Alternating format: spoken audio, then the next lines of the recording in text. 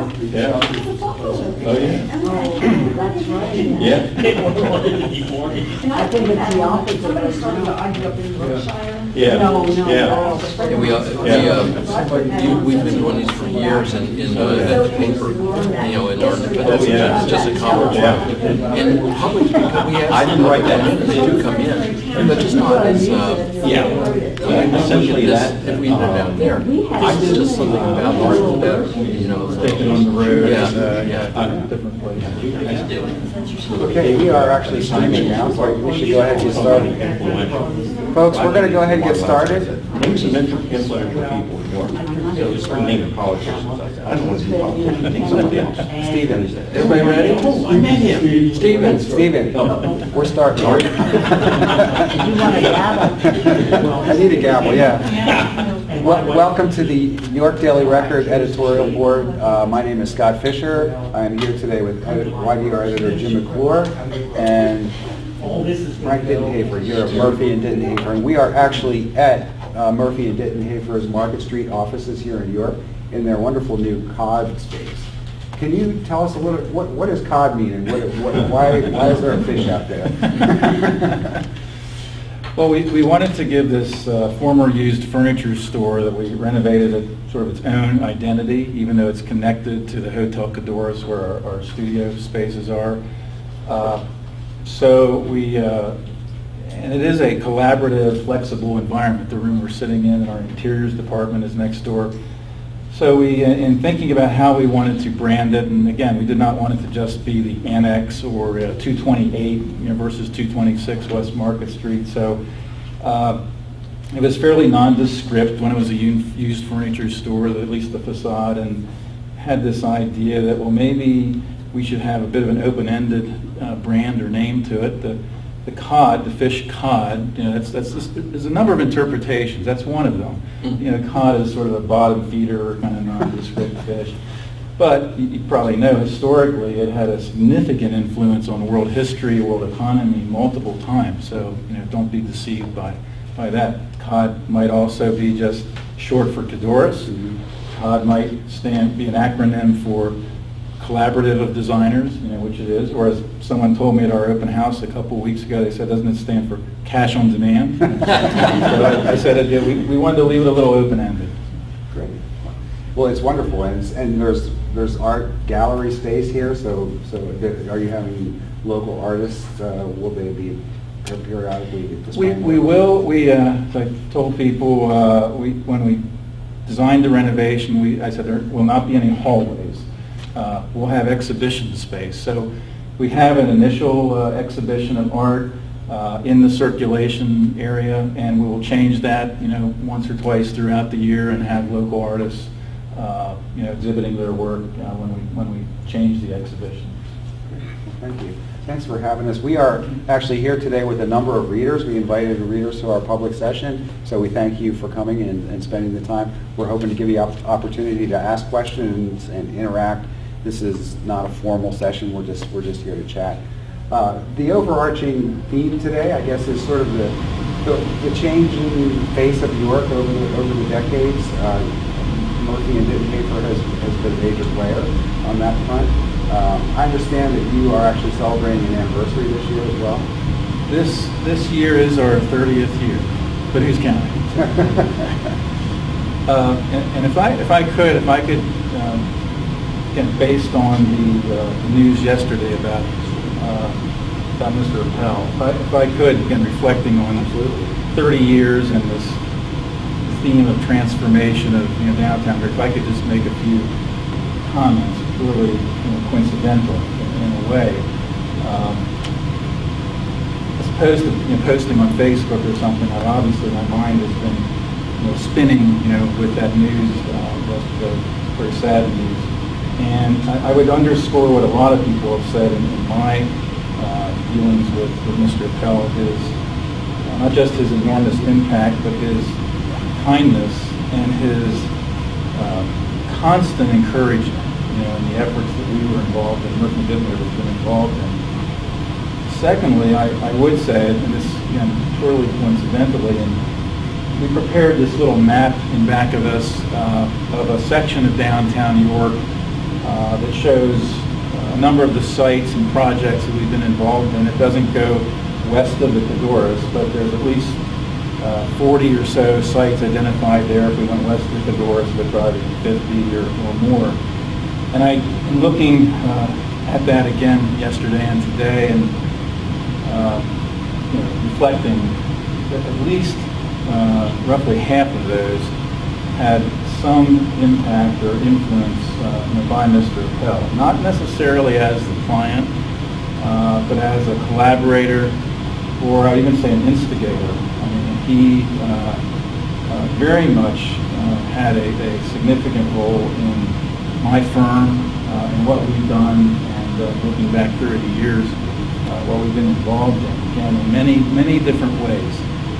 And the third thing I guess I would just mention was my, I guess, real takeaway from all of this is not necessarily, this list of projects or map of projects, that really the lasting message is always Mr. Appel, to me at least.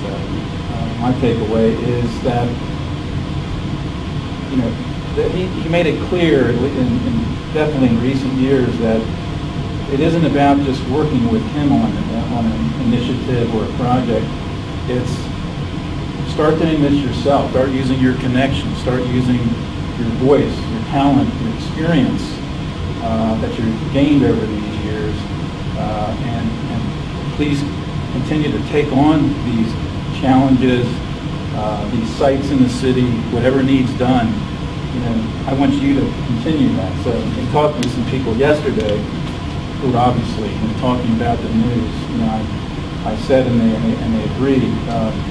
If he heard us talking about him right now, he'd say, "Stop it. And get back to work and get done what needs done." So thank you, Mr. Appel, and thank you for letting me say that. So you would say that there was kind of a passing of the baton. It's time for us to, everybody in the I think he made it clear. Don't look to him to lead everything, but he was looking to people he worked with and collaborated with over the years, and I certainly had the privilege of doing that, to continue to do whatever we could to make York, it is a great place, to make it an even better place, and to target those blocks or those sites, those buildings, those initiatives that we work together on, but if he's not around, that we take the initiative in trying to make things happen. So I continue to try to think that way even over the past years, but definitely as we move forward from yesterday.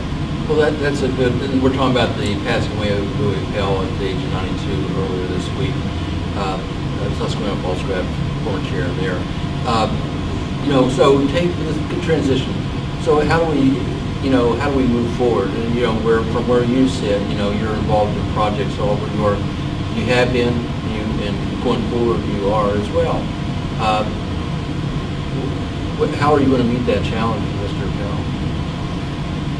Or how should we meet that challenge, Mr. Appel, maybe as a community?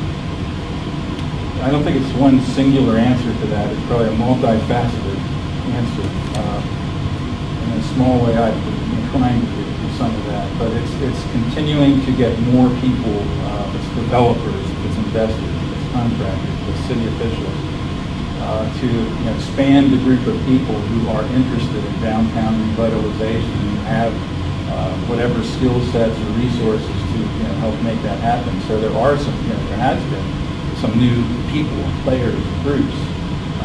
So that's one thing. I think another one is to really continue to focus and identify underdeveloped buildings or sites, and to initiate discussion about not just what could it be, that's sort of the easy part, but what's it going to take to transform something or a site into the right thing. And so without, we have, my firm, I have initiated some of those discussions, and there's, maybe it's very speculative. I think thirdly is really the pace. Don't sort of relax. Don't sit back and think that someone else is going to do it, but continue to communicate and try to move things forward. And not everything is going to be successful. I mean, that's we don't have rose-colored glasses on, but to really So we continue to try, and if something fails, to try to find another direction to improve, again, the block, an area, a building, or a greater initiative, that leads maybe indirectly to betterment. What would you say? Yeah. Sure. Looking at the map and looking at what we've been done in the past, I don't have a sense that there's a master plan for downtown New York. It seems to be something here, something there, something over there. Does anyone have the concept of what the downtown should look like on the master plan? I know when David Russ was here, he was talking in generalities about market areas and quadrants of the city, but I don't see that happening. Do you see that developing, or? There have been some master citywide plans done over the years, and my opinion, Gordon, is they may be, in a way, portray just too big of a bite that someone just can't get their arms around the scope of what it's sort of laying out. Nothing. It's not a criticism. It's maybe just a reality. But there have been some plans, and I was thinking about it before today.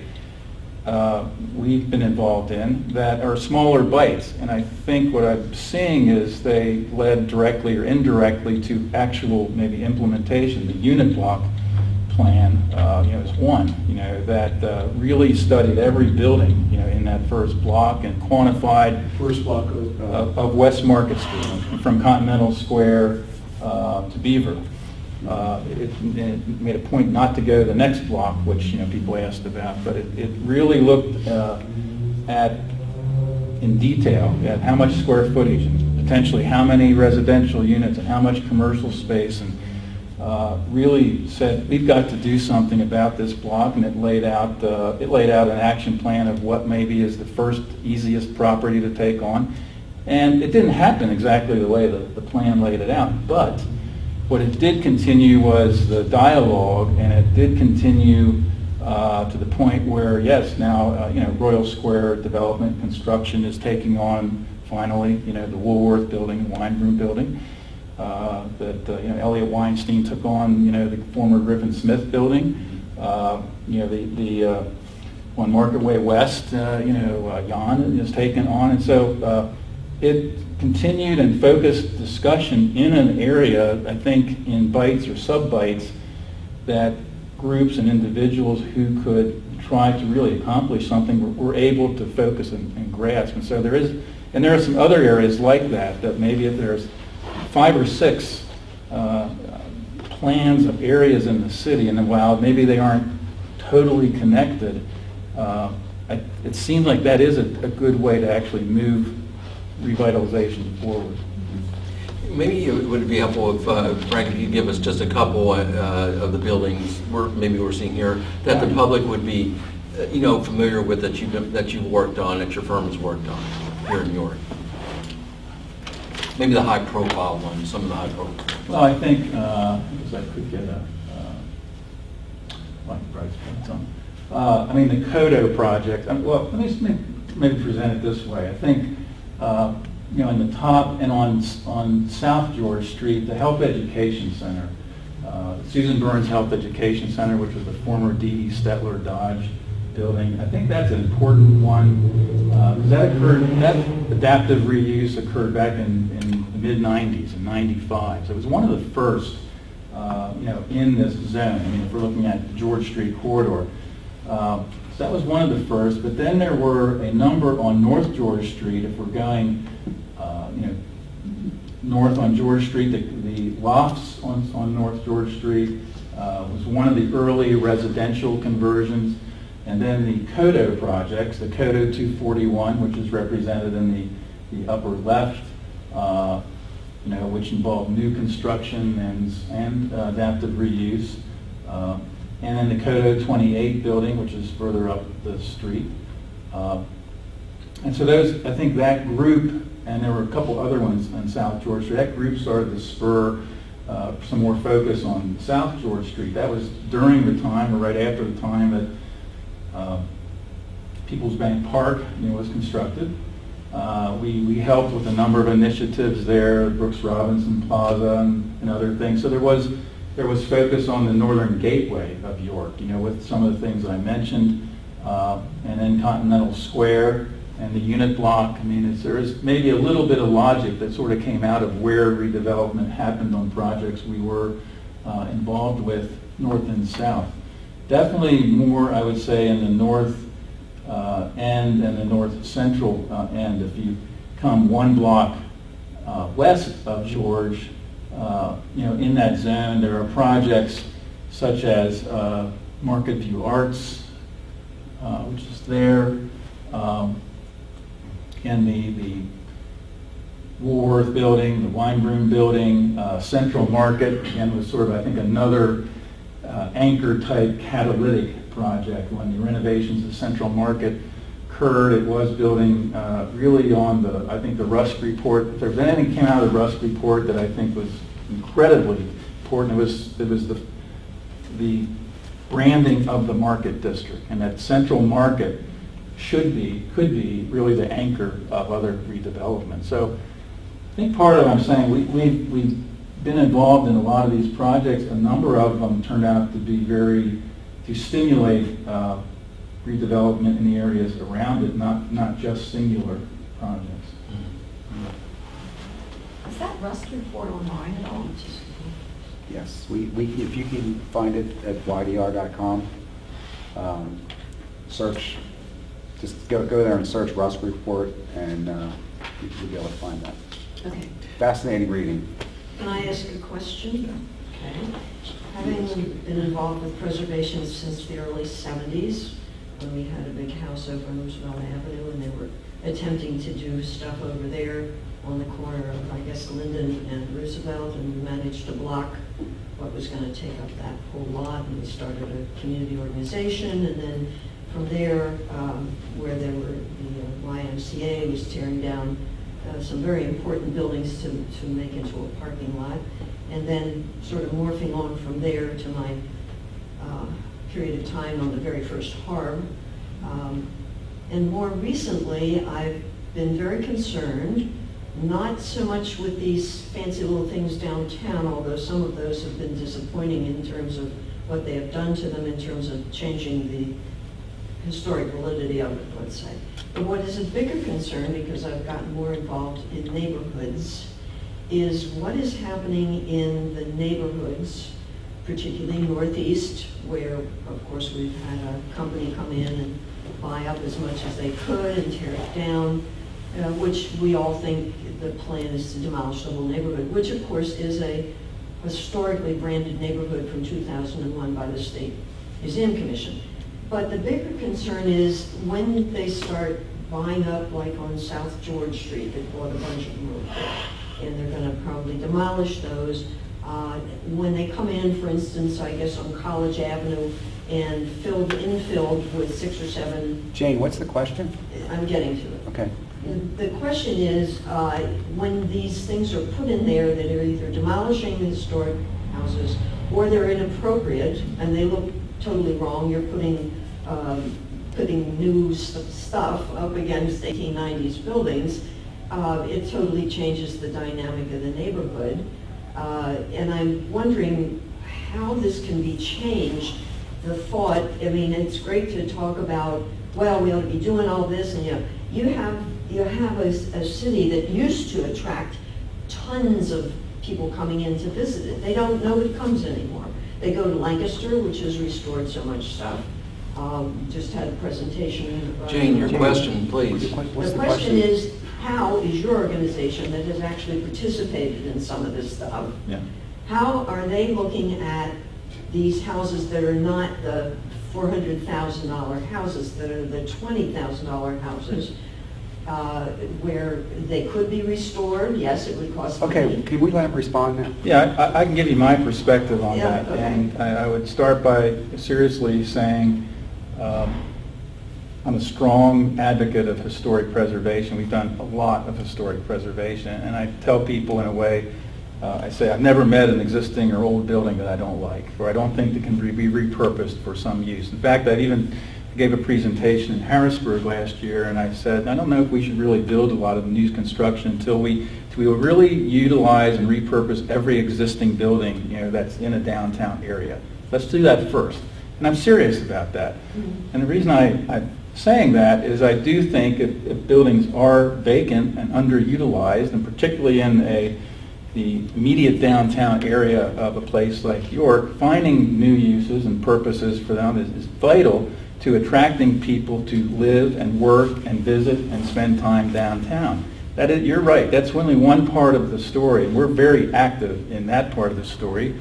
And I'm personally, and we're also very interested in the neighborhood part of the story. And we have done, you might know, with the YMCA, we have rehabbed, I think, near the on 600 block of West Princess Street. I think it's 11 properties, and we are working with a developer to do affordable to construct, affordable to sell in neighborhoods, a prototype where the building happens to be condemned and isn't even safe to go in. And I've been in some really very unsafe structures that are in tremendous disrepair. In fact, I go into most buildings with clients or other people, and they're very scared and they're very unsure about walking through it. And I say, this is nothing, compared to the structures we go in. But there are some in York, in neighborhoods, that are condemned to have the red X's on, and they're unsafe. And I'm extremely interested in one of our current projects, which is a affordable,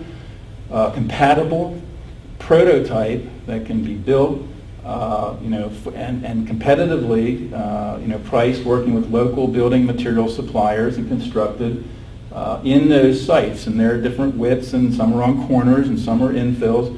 And I think, it involves the redevelopment authority as well, but I think that's a critical issue. Rather than having condemned buildings, structures falling down, or missing teeth, rather sort of tearing it down and leaving a vacant spot. So I think there are a number of paths to take that improve the situation, and I think respond appropriately to I think your legitimate concerns. Where would you expect people who might want to improve their properties?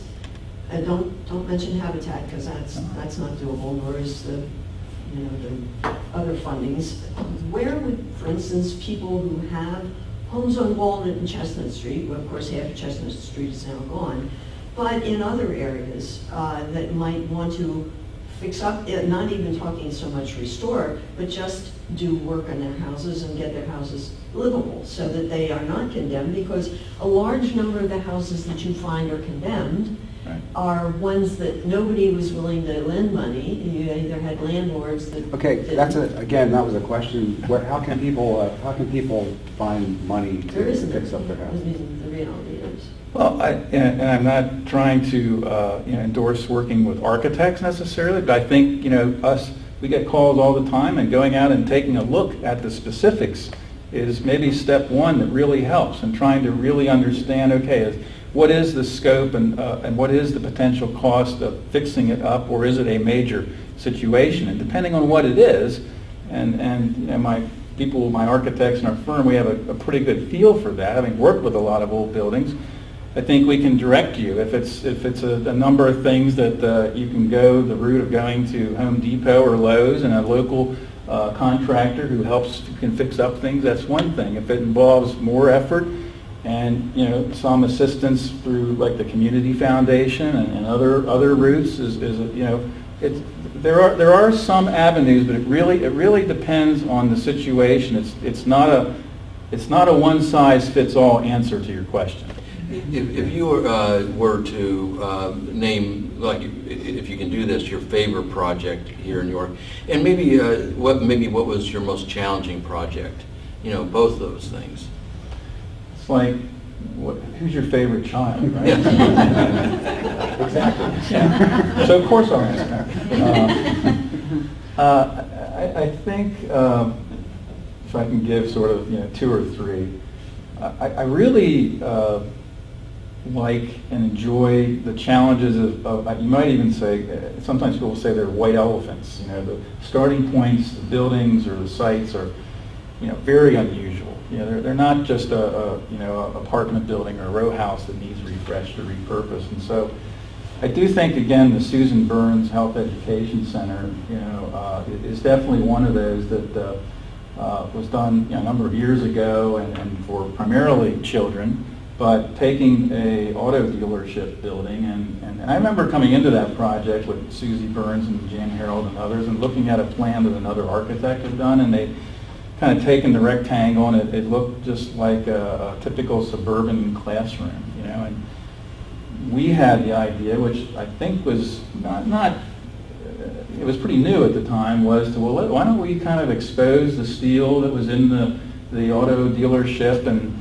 leave the front showroom the way it is and paint it, you know, colorful, have ramps that are fun for kids to walk through and make it quite a sort of the exposing the skeleton and the nature of the building for as part of the experience of being there, you know, was our approach. And it turned a white elephant into, I think, a pretty vibrant and engaging place. It's also a place that I think has really impacted so many children in this community. I mean, Yeah. my kids went there 4 or 5 times during field trips, and it's just And such an did impact. they like that better than sitting in their Sure. school or health class in their school? So, Yeah. and I think the Kodo 241 project is probably another one. Again, there's a lot of you know, pressure that it better be good. I mean, you know, I remember, you know, conversations with Mr. Appel, you know, who set the bar high and then also lowered the bar at times to the appropriate level. So, I mean, there were, this is the gateway to York. What does it really need to be? It needs to be really well done, but it can't be, you know, so over the top. So I'm very proud of that one. And I also, I'd say, you know, York Central Market, which is my favorite building in York. If there was a YDR reporter about 30 years ago who, when I was right out of college, you know, I was the young architect of the 5 architects they called and said, "What's your favorite building?" You know, I didn't know many buildings. I'm from York, but I said, "Well, Central Market," and it still is. York, you know, Central Market, I think, is just the most magnificent building and place, and to be part of the renovation and rejuvenation is a privilege, and yeah, there's a market district, you know, now. And I think that one I'm really proud of because it's not a situation where necessarily it's done and you can see, oh, the architect did this and this and this. It's sort of hidden. You know, it's got new heating system. It's got, you know, fire protection systems. The stands are, yeah, there's new lighting, but a lot of the work was behind the scenes and operational and other things, but it, to me, it's so important to York that I have to put that in there. Could you maybe describe what your aesthetic vision is for York architecture? When you think of Demp Wolf, you have a certain vision. What should people think, or what do you think about when they think about a Murphy Dittenhafer project? I've consistently advocated for respect and efforts on heritage, the preservation of buildings of all types. I mean, we have a great collection, a magnificent collection of existing buildings that are ornate and articulated, and then ordinary ones like this. And I really think respecting and utilizing those, if it's restoring these great details of a Demp Wolf building, or if it's sort of surprising everybody with an adaptive reuse on the interior of a building like this. So really respecting and engaging, embracing sort of the heritage is one part. The other half that I've always advocated for, that maybe is the bigger challenge, I think, is that we need to be, my vision is progressive. We need aesthetically to be progressive. It isn't just this without this. And so the combination of contemporary expressions with, you know, embracing heritage, to me, is the best approach, the best aesthetic.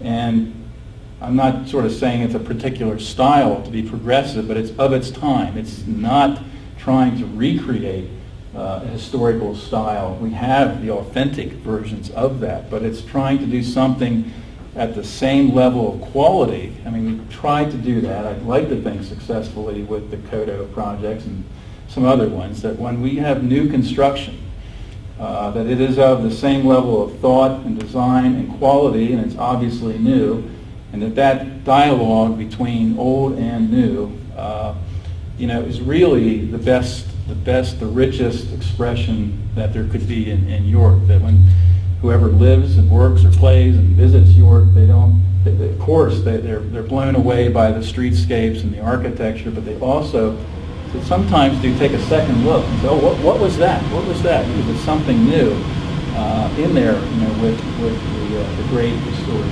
building. So I think it's both. I think it should be better.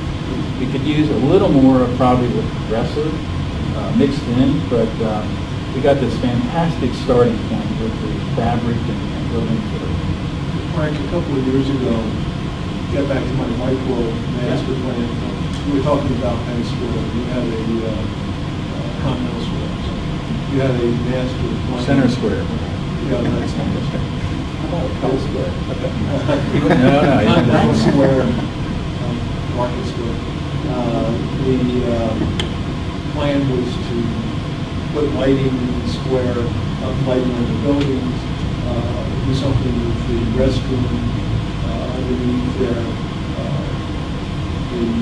I see that the Commonwealth Bank building is on the radar. What is the status of that whole project? I remember you saying that people ought to know they're coming into a square when they get to the square in New York. That's not necessarily the situation. Can you update that? Try to. I'm glad you brought Continental Square up.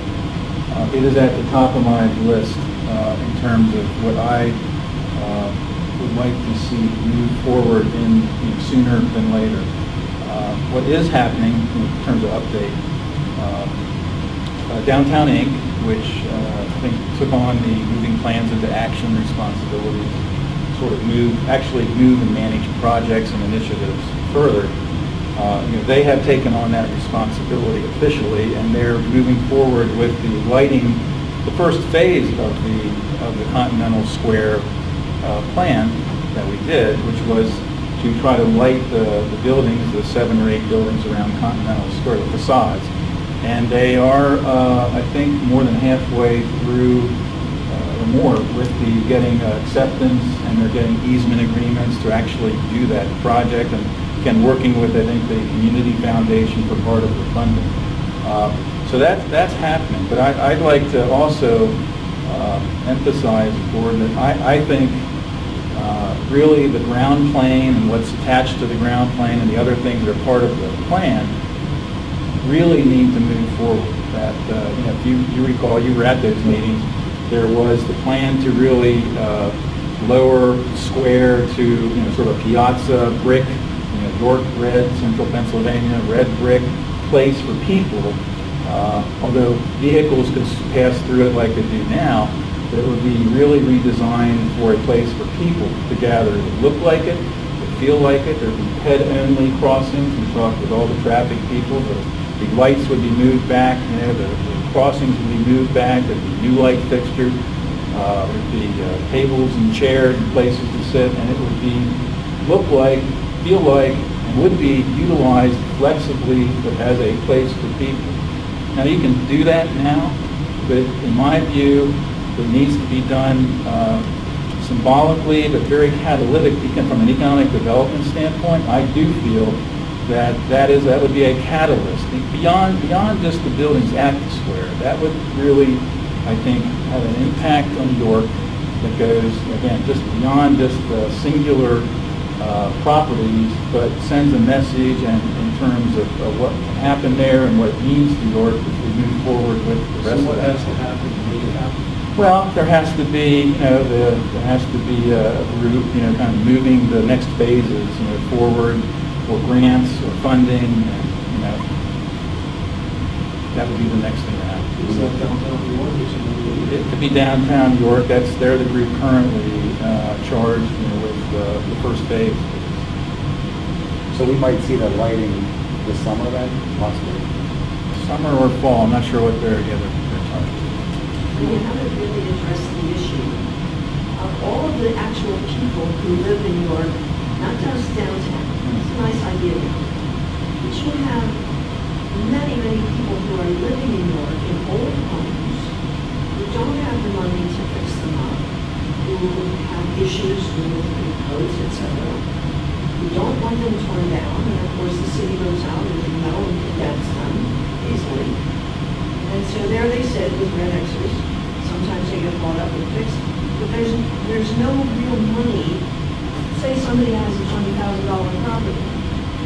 Where are they going to get the kind of money it takes, maybe another 30, 40,000, to rehab this? And then is the position of the city sort of, let's get rid of them. We're going to bring in all these expensive people. We're going to put in. No, I mean to interrupt you. The city's position, I'm not a spokesperson for the Well, city. you work with the city and for the city. I work with people outside the city too. And so the position isn't that we want to tear down buildings. I mean, it costs money to tear down buildings. There isn't money to tear They down just sit there buildings. with red X's on So, it. it's a quandary. It's a quandary, and I think they're trying to find ways that they aren't just, they don't, before, if something is so unsafe that before it gets to that point, they don't have to tear it down. So, but, every situation is different outside the city and neighborhoods. There's different types of Well, are houses. you willing to do some pro bono? We have- Because when you talk about getting an architect to come and look, well, support you. No, it doesn't. No, it doesn't. We get calls all the time, and myself or someone will say, why don't you go meet with this person and check out their building? We do that all the time. I mean, there is a part, at least of our firm and the profession, that is to really be a service to the community.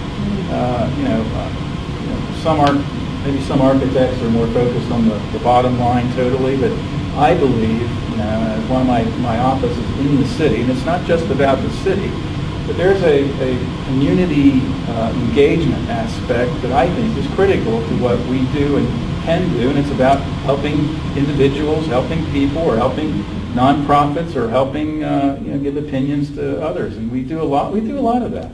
There's something that, and I don't know if I have this term right, but something that's becoming more common, the idea of infill design.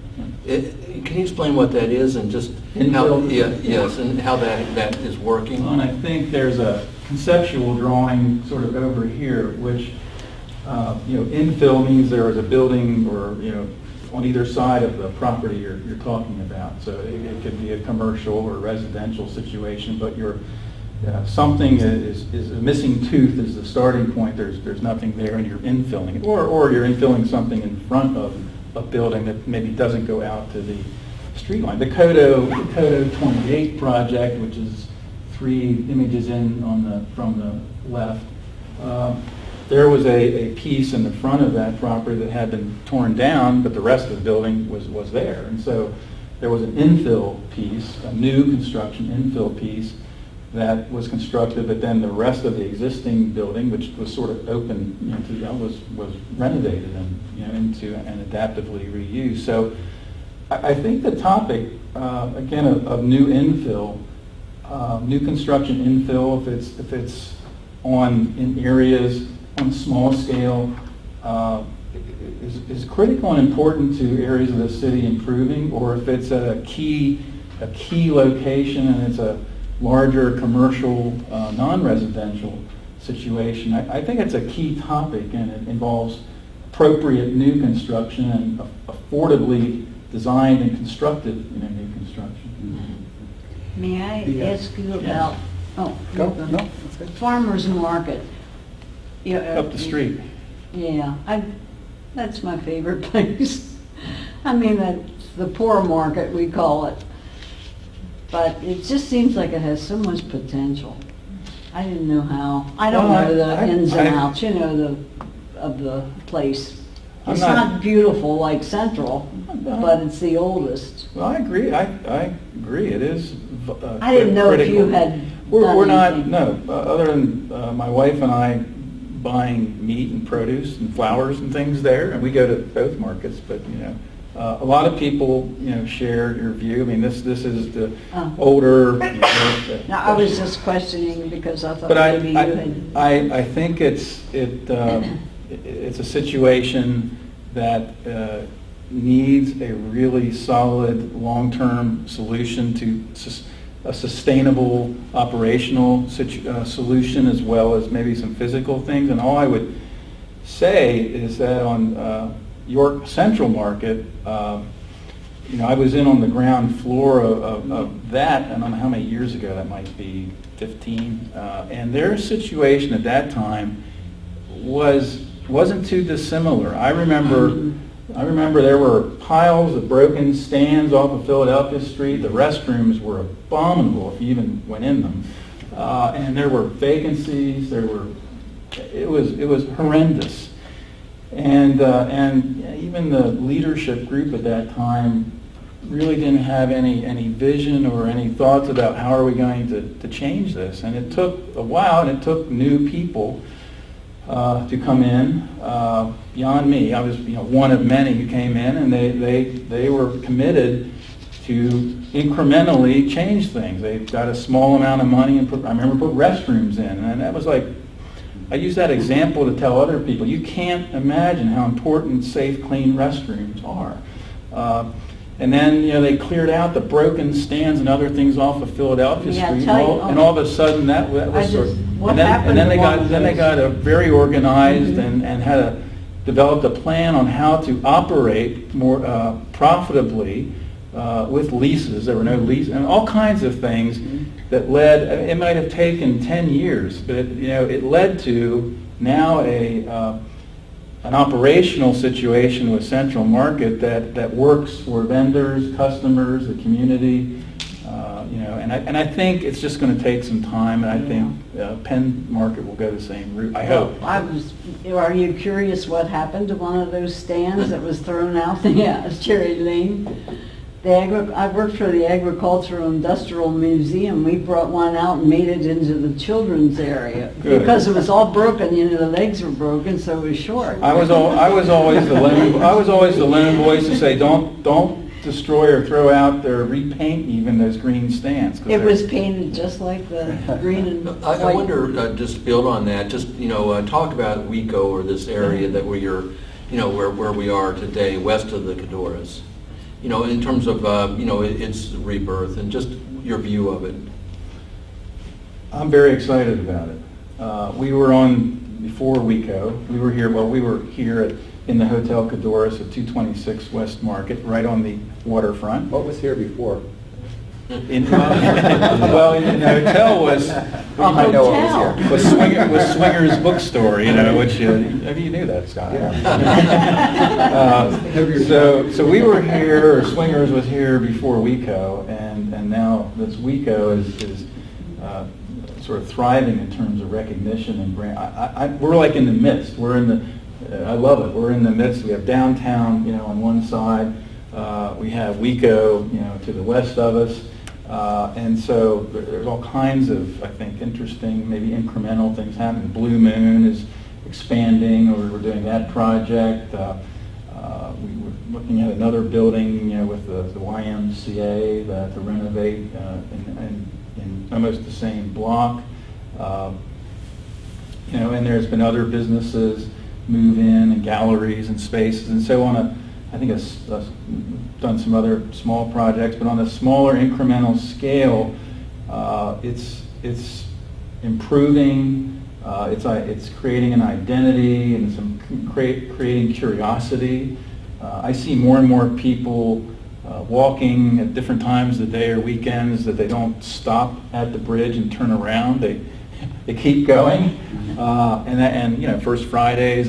So the extension into WECO and the role we can play with structures and projects, which there have been a few, is very exciting. Can you talk to us a little bit about the Northwest Triangle project that's been discussed for many, many years? Sure. Where are we now, and where are we headed? And that's what we're very equally excited about that project, where it's at right now, and is that the Redevelopment Authority of York solicited proposals from developers, for the parcel, which I think was a total of about 5 acres, although some developers submitted for a portion of that acreage. And we, as an example of our company had been looking at that Northwest Triangle internally. I remember working a number of years ago to develop the redevelopment plan for the whole Northwest area. But the Triangle, we have been doing sort of our own studies of what we thought would be the appropriate, the right thing to do and where to do it. And so when in talking to some developers who we thought might be interested, and it was somewhat coincidentally that a developer from Baltimore, the Time Group, who we had a relationship with out of our Baltimore office. In fact, we were our office was in a building that they owned in Baltimore on North Charles Street for 20 years, until 2010 when there was a fire that destroyed our whole office. You might remember that. Anyway, we had talked with them about it, and they were maybe a little lukewarm, but then about a little less than a year later, they approached me that they were very interested in looking at tertiary markets for mixed-use residential projects, and I said, well, I have the project you should look at, and we started talking very seriously, and they submitted a proposal to the RDA, and they had just completed one and had another one under construction of really great 150-unit residential with really great urban retail at the ground level projects in Baltimore. And so fortunately, their proposal was accepted, and so we're just ready to launch into a due diligence phase, a preliminary design phase, and a little more detail on the design of 4 buildings that'll go up Beaver Street. On the topic of the Northwest Triangle and your location here at Hotel Cadores, I know you've been here, I know you've been here for 16 years. The creek is starting to see revitalization, and with it, the York County History Center is moving down here. How do you see that impact with the whole community by them relocating their operation from what has been a very solid, comfortable location on East Market Street and taking this leap of faith like you did 16 years ago to this new spot? Well, we love being on the waterfront, so it's I think you put very well, Terry. It is a bit of a leap of faith, although the steam plant complex, and we've done some work in that complex, is a pretty cool building and an interesting site, and it does, in their case, it does really connect quite well with the Gates House and Plow Tavern and maybe a greener, more usable Lafayette Plaza and things like that. So there's a little bit of a geographic location and proximity that does seem to make a lot of sense. When we came to this spot or the hotel, I mean, other than Sam and Tony's, that was it. Well, and swingers. Well, we replaced swingers, but no one replaces swingers. When you mention the steam plant, you mean the York County History Center, History Center. York County Heritage Trust, Right. formerly. Yes. That's where they're proposing to go in. Right. I think it's great. Am I sad to see the Industrial and Agricultural or Agricultural Industrial Museum not be kind of part of it? Probably am, but I'm equally excited about, I understand there's a bigger situation here, and I don't want to speak for the York County History Center. I don't want to speak for them. They've done a great job, I think, on their message and their reasons. I mean, they can't, maybe like a lot of organizations, can't sort of continue the status quo. There has to be a change or a right sizing. And it does seem to make a lot of sense, and it sounds like they've got a very thoughtful, multi-year, longer-term plan to kind of figure it all out and make it work. And it's obviously, I think, a great location, closer to lots of landmarks, Central Market, People's Bank Park. I mean, and the Northwest Triangle. I mean, it's going to be right in the midst of hopefully an awful lot of activity. Brenda, Stephen, Donna, or anybody have any I have questions? a question on the Cadores. Yeah. Has anything been thought out as far as working with the Army Corps of Engineers to kind of beautify the banks of the Cadores? I think that would do a big... Well, there's others I know who are more closely communicating with the Corps of Engineers than I am, but I did talk with one of them, Michael Helfrich, City Council, and also was the river keeper. It still has a role there. And he did convey a couple weeks ago, and I think I had heard about it, that there has been, again, I don't want to speak for him, but there's been progress made that the Corps isn't going to be spraying the banks and, as they typically do, and killing everything, annually or whatever, that we have the brown banks in the downtown area. And there's some cooperative, I think, agreement that the maintenance responsibility falls on someone else, but that that is supposedly changing, which I think is what you're referring to, which is I think is a good thing. Right. We look at it. So. Oh, yeah. It seems like there's a lot of opportunity there. My wife, we were having dinner along the Cadores, and said, why shouldn't there be like a mosaic along one of those walls there? It just seems like there's just so many opportunities to beautify that. I think there is. I mean, and if, again, it maybe gets back, Gordon, a little bit to that theme of, well, why don't we have a master plan for, the whole Cadores, and well, maybe it'll start with one section, because there are a couple of very interesting spots, and even some of them have the existing old stone walls, and then you see other things, and then you see the flood control things. So you can kind of see the story, I guess because I stare out my window. Not that I'm looking out my window all the time, but I've been looking at it for years, Perry knows, and you kind of see the layers of history and the story of the Cadores, and that parts of it are kind of interesting, but there are other parts that are really great opportunities for something new, something sculptural, something green, something that is a safe place for people to go down and sit on rather than them scaling down the walls like they do now. So. How many different things have been tried? Plantings along the Cadores, and they all die off, lack of care. Some of it may relate to kind of the situation with the Corps and other things and spraying and again. Genevieve Ray. I know. She's the one that started it. I believe some of the things we've mentioned, that over the next 4 to 5 years there are going to be incremental improvements which I think are going to add up to something really exciting along the Cadores in downtown. That's Question over here. Can you tell me if there are plans for the Philadelphia Street Bridge? You mentioned that there's now interest in moving from downtown over the bridge into that new area that's being developed, the Waker area. I thought they were going to put a string of lighting along the bridge, because they mentioned, I think it was your newspaper, that there was going to be lighting, but what they have now is just, you can't even see it at night. I think they just have a test section. I don't think it's done yet. It's just a small, it's not done yet.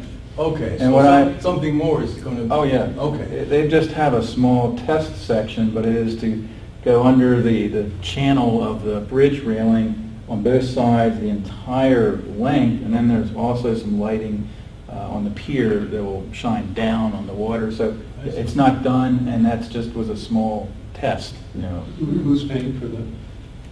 I think that was through Downtown Inc. I think was one of, I don't know if it's totally determined, Gordon. I think Downtown Inc. again was moving that forward, but there may have been other funders through the foundation for part of it. I'm not sure. A question I want to make sure we get in, just we have a bunch of historians here, and I'm curious myself. What's your view as an architect on the Dempwolf architecture, their design? I'm really curious how a peer would assess that. I have very high respect for the Dempwolf and their Dempwolfs and their style, particularly the level of detail that they gave to all aspects of building. I mean, I can't think of any offhand that I've been in or worked on that it was, no one thought about this space or how plain is this. It's usually the opposite.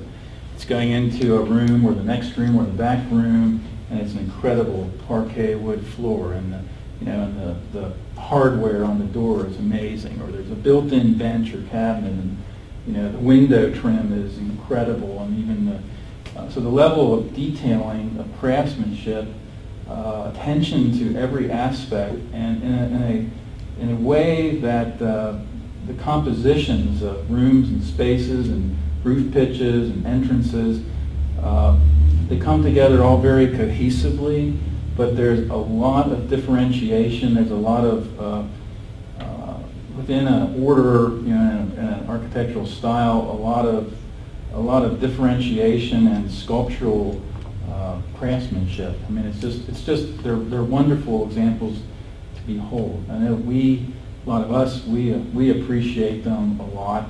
I'm not sure people outside of York, or a little further outside of the county of York, have the level of appreciation they should have for, I think, the Dempwolfs and the type of buildings they did. They're incredible, I think. Do you mean in the architectural community? Yeah, in the architectural community. We tend to be insular. Lancaster has their Dempwolf, and Harrisburg has theirs. But the buildings I've been in are just amazing. The Dempwolfs were, Unfortunately, the southern market, or the city market, on 30 Princess Street was Torn down. magnificent in that rampage of let's tear down rather than fix up and Right. restore in the building next to it, the old York Junior College building next to it. They were magnificent Right. buildings.